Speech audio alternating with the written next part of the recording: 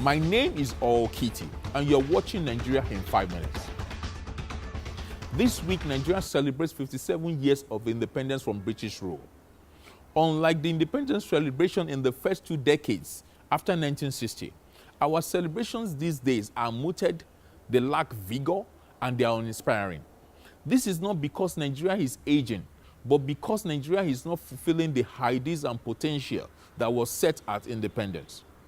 One of the areas we have not fulfilled the ideals and the potential set at independence is in the area of our inability to resolve conflict before they become crisis. Consequently, our history is littered with too many ethnic and religious crises. Some have argued that these crises are rooted in the primordial social factors of ethnography, religion, and culture, and they do have a point.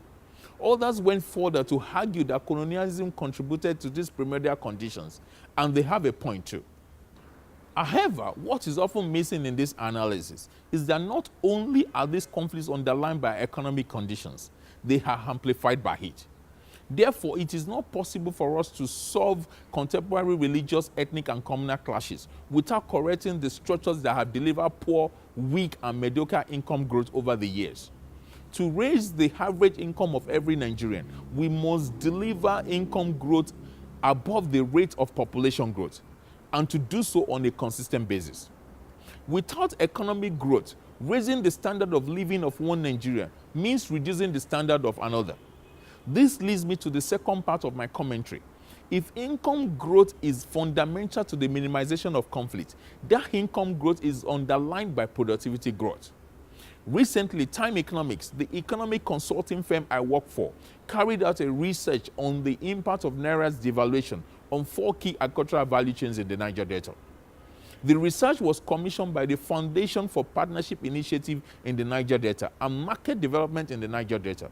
The value chains that we looked at are palm oil, cassava, aquaculture, and poultry. We observed that the impact of devaluation and depreciation of the Naira are traceable to the responses within and across the value chains in response to domestic price increases in inputs and output. The study found that these responses differ within and across the value chains both in nature and in depth. Overall, palm oil and cassava value chains benefited and had positive responses following devaluation compared to aquaculture and poultry value chains. Now, while our study did not seek to understand productivity in agricultural value chains in the Niger Delta, it reinforced 2 critical notions of productivity and income growth.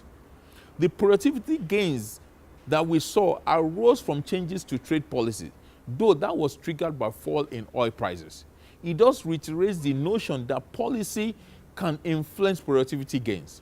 The second, and more importantly, is that productivity gains are critical for income growth.